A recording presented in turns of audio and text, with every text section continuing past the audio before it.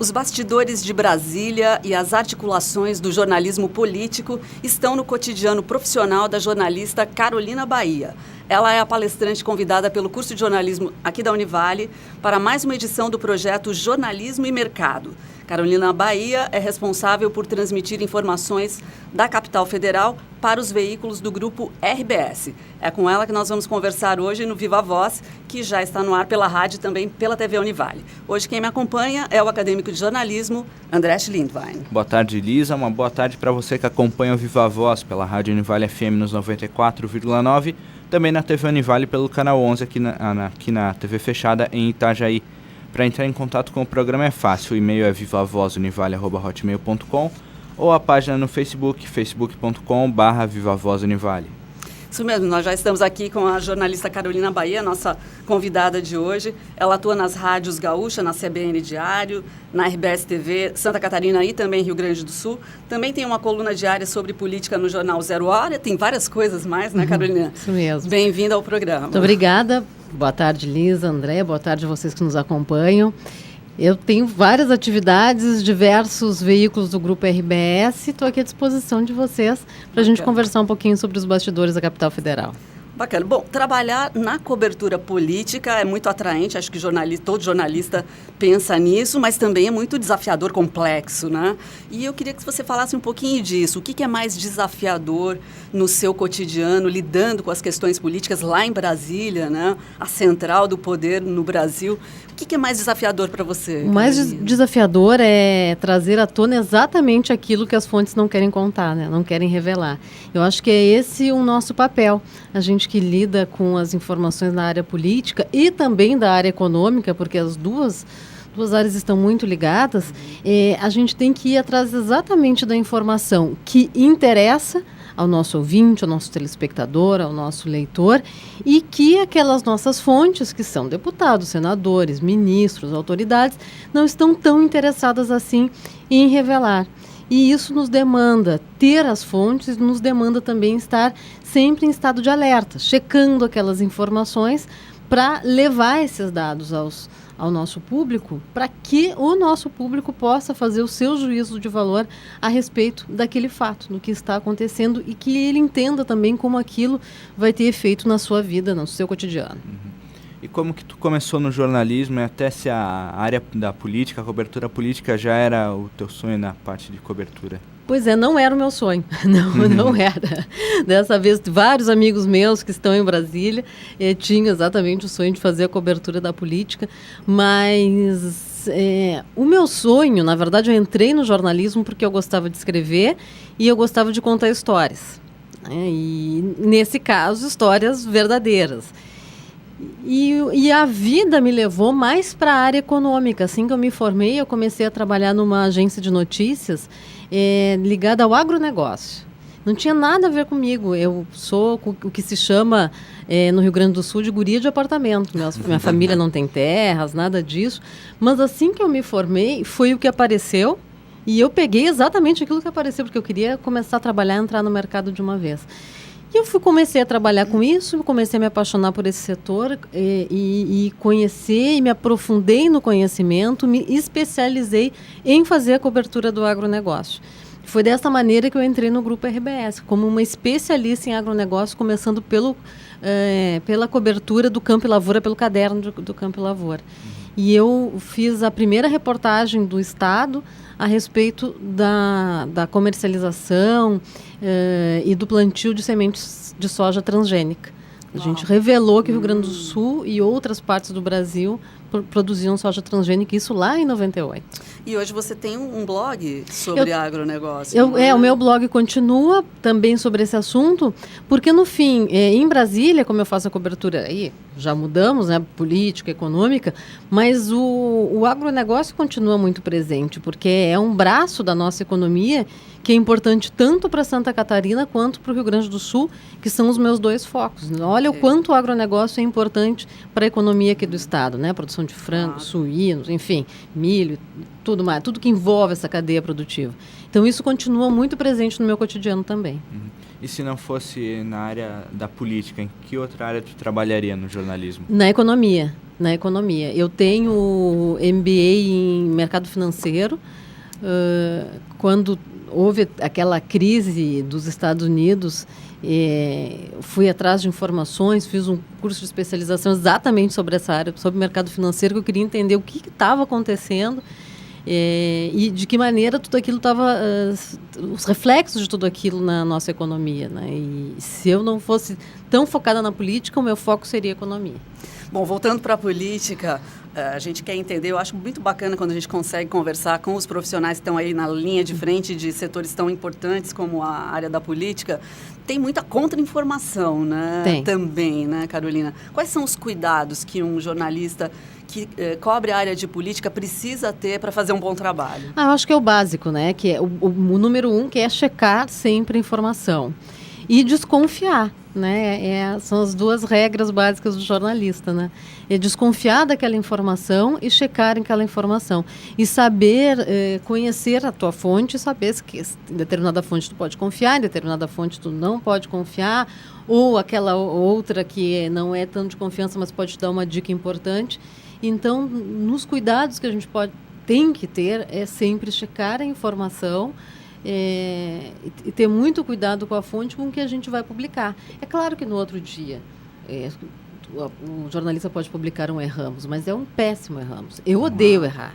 Lógico. Eu odeio errar, porque o jornalista se faz pela sua credibilidade, e a sua credibilidade está na informação correta. Como que tu avalia a cobertura das eleições por parte da imprensa esse ano? Foi uma eleição muito maluca de se cobrir, na verdade, né?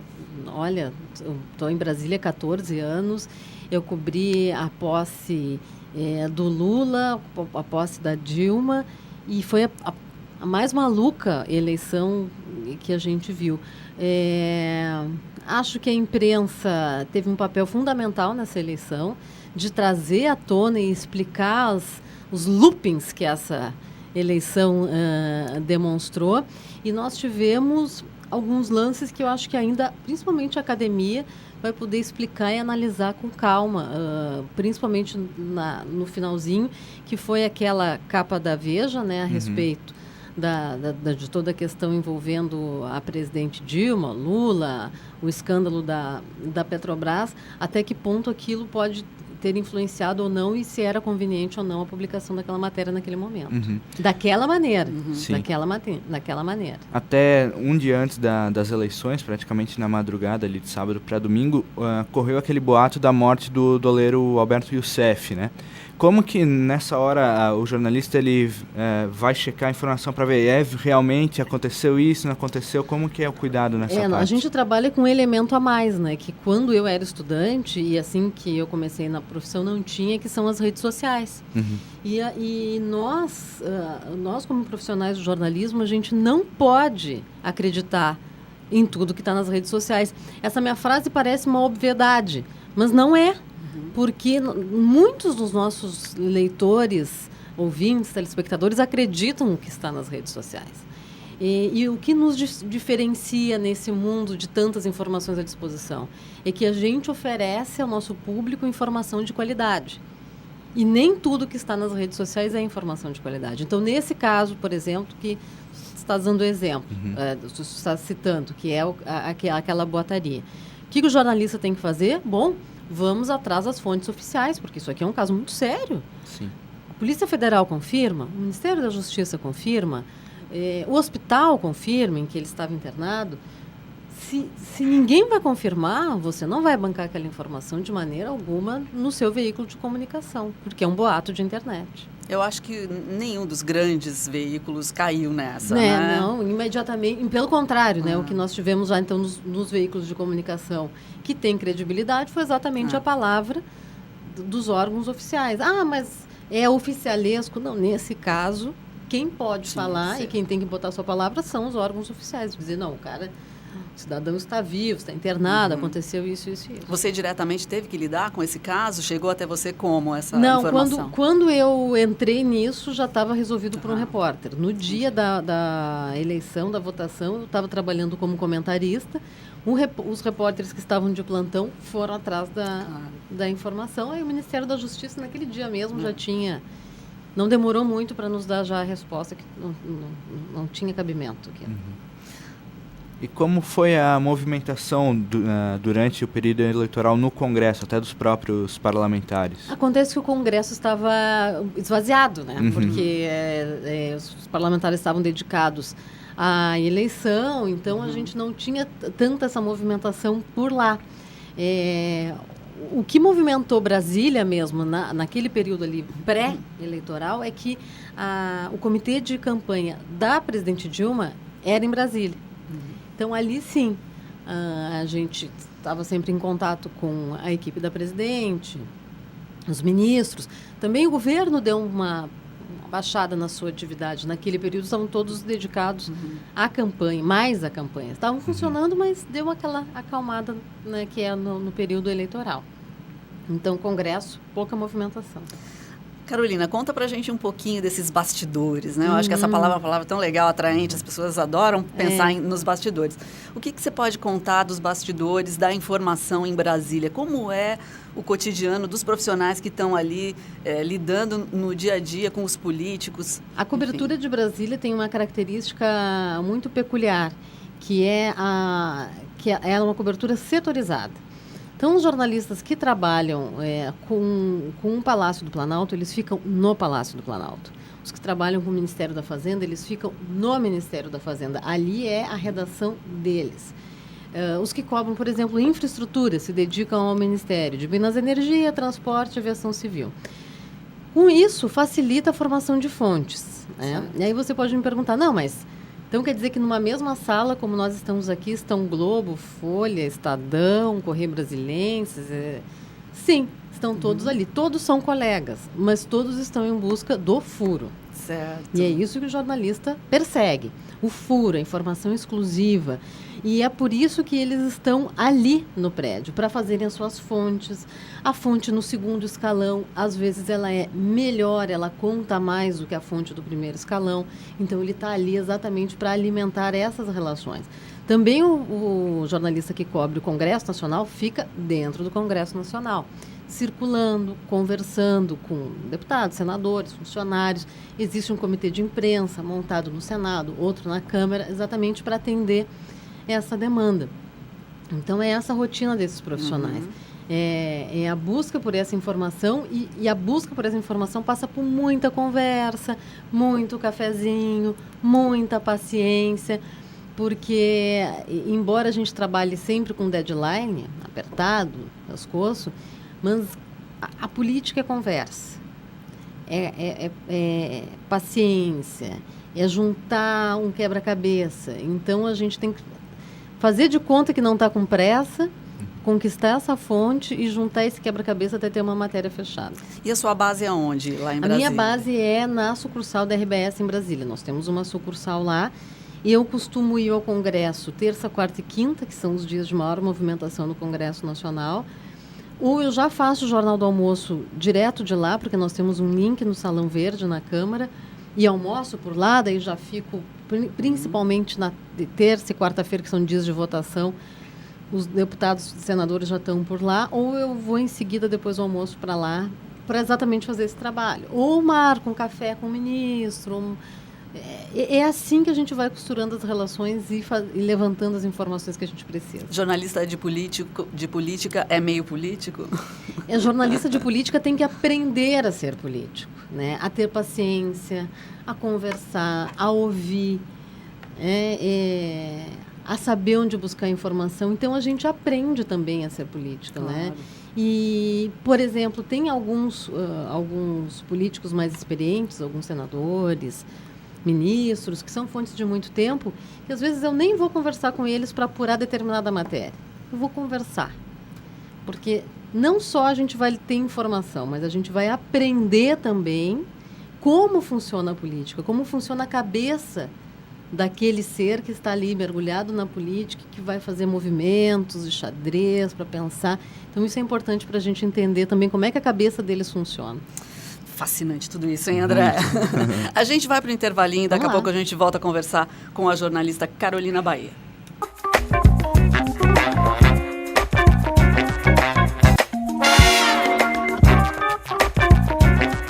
Já estamos de volta. Hoje a nossa entrevistada é a jornalista Carolina Baía. Ela é jornalista na área de política. Estamos conversando aqui um pouco sobre os bastidores de Brasília.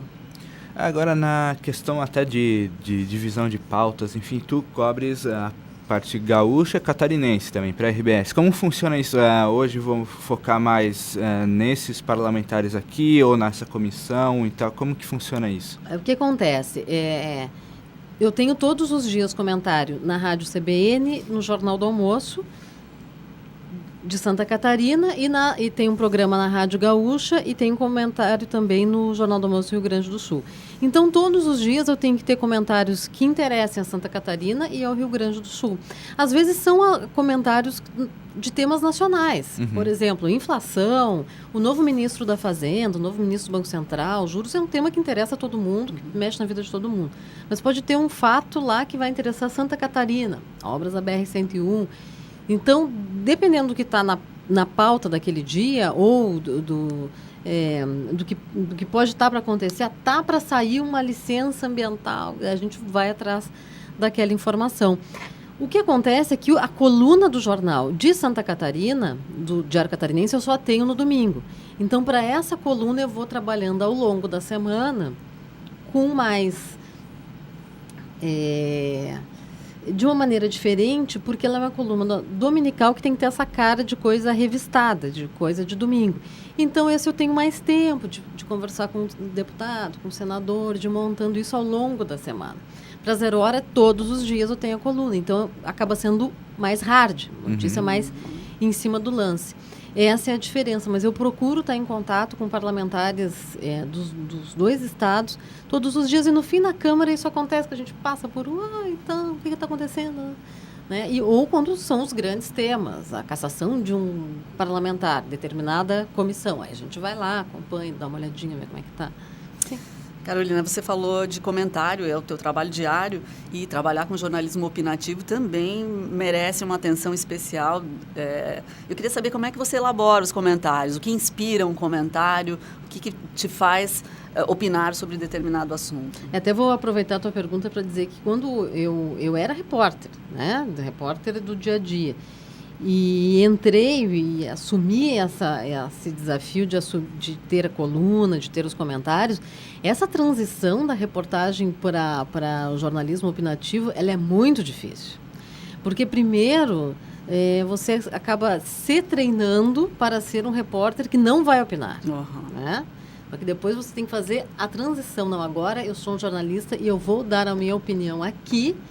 E eu vou ter que enfrentar críticas também diariamente, que eu recebo e-mails, Twitter, Facebook, de pessoas que se manifestam diariamente, gostando ou não gostando. Então como é que eu acabo me organizando para isso? São assuntos relevantes, que têm impacto na vida das pessoas e que por um feeling, um sentimento, eu possa imaginar que a minha opinião possa interessar o telespectador, o ouvinte, o leitor de alguma maneira. Como, por exemplo, uma coisa que a gente já comentou muito no Jornal do Almoço, a demora nas obras de infraestrutura para Santa Catarina, nas estradas. Que a demora existe. Está na reportagem. O que eu acho que o público quer ouvir do comentarista é o que está por trás daquela demora, está por trás daquilo, então, as negociações que estão por trás daquilo, e por que eu acho que existem essas negociações? Qual é a minha opinião a respeito disso? Olha, isso está demorado porque existe um problema de gestão muito grave e eu acredito que isso é um absurdo, tem que ser resolvido pelo governo federal, ponto. Então, isso sim é importante. Agora, o comentário pelo comentário, isso é bom, isso é ruim. Comentário pelo comentário, não precisa ter um profissional do jornalismo para fazer. Qualquer um faz. esse comentário tem que ter esta informação adicional para ajudar também o nosso público a refletir sobre aquilo. E olha, refletem bastante, porque me mandam de e-mail, ainda bem, podem continuar mandando. Tá mexendo com os leitores. Tu tens a coluna no Zero Hora, também escreve para o DC, participa do Jornal do Almoço, as rádios, enfim. Qual desses meios de comunicação mais se atrai, que tu gostas mais? O de efeito mais imediato junto ao público é a rádio. Rádio é impressionante. Você fala, chegou o Twitter, chegou o e-mail, chegou ali a participação no Face. É o mais imediato, sim, e eu acho que é o que permite esse contato mais direto com o público. E eu gosto, o meu início, a minha base é o jornal, é o escrito, né? Mas também é o mais sofrido. Sofrer é mais... escrever é mais sofrido. A gente tem que sentar, pensar exatamente o que vai escrever, aquilo com cuidado, aquela palavra no lugar certo, aquilo fica ali como uma prova até do teu trabalho, né? Então, ele te dá esse prazer do dia seguinte, mas também é o mais sofrido. A rádio é o que tem contato direto. E a TV é muito interessante porque as pessoas, o teu público acaba acaba ficando mais próximo de ti, porque ele está vendo a tua imagem. Só que a gente tem que ter um cuidado muito grande com a TV, porque a imagem pode se sobrepor à informação, né? Então, eu tenho um cuidado muito grande com isso. A gente tem que estar sempre muito bem, né? Também, o não estar bem chama a atenção, mas qualquer mudança no cabelo, na maquiagem, no colar, no brinco, o teu telespectador já pode estar mais atento àquilo do que aquela informação que você está dando. Exatamente. Carolina, mas a gente falava em off até sobre esse novo momento do jornalista que é trabalhar multimeios, né? E você está aqui dando um exemplo de que você faz isso. Como é que você vê essa nova realidade? Como é que você está lidando com essa função multimídia? Pois é, em determinado momento... a gente até achou que a tendência do jornalismo seria todo mundo fazer de tudo, né? Agora a gente vê que isso está dando um passo atrás. Nem todo mundo está fazendo de tudo, mas os meios estão muito presentes, principalmente nas redes sociais. Então, mesmo que você faça rádio, por exemplo, você vai estar presente na rede social. Jornal, a mesma coisa, indo muito para a internet. Eu acho que o jornalismo a nossa profissão passa por um momento de grande reflexão, que ele vai mudar de alguma maneira. E, no meu caso, eu tenho a vantagem de fazer comentários, de não ter que fechar uma reportagem para a TV, por exemplo, que é uma coisa trabalhosa, que te exige bastante atenção. Talvez se eu tivesse que fechar reportagens diariamente, eu não conseguiria fazer tudo. Então, porque eu trabalho para fazer comentários de 1 minuto e meio, então isso me proporciona essa chance, essa possibilidade de entrar em vários veículos. Mas eu acho que todos nós vamos ter que refletir e ver para que lado vai o mercado para saber exatamente o que vai acontecer com esse profissional.